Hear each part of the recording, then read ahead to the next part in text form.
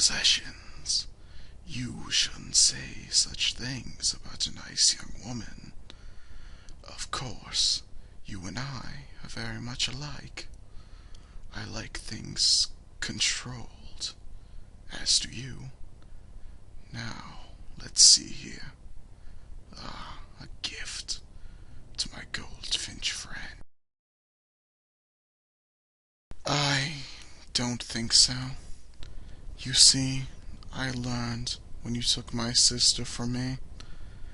And yes, I knew it was you, because the last string in my heart broke, and I knew the true meaning of giving up my heart. I feel nothing except the desire to exert my power.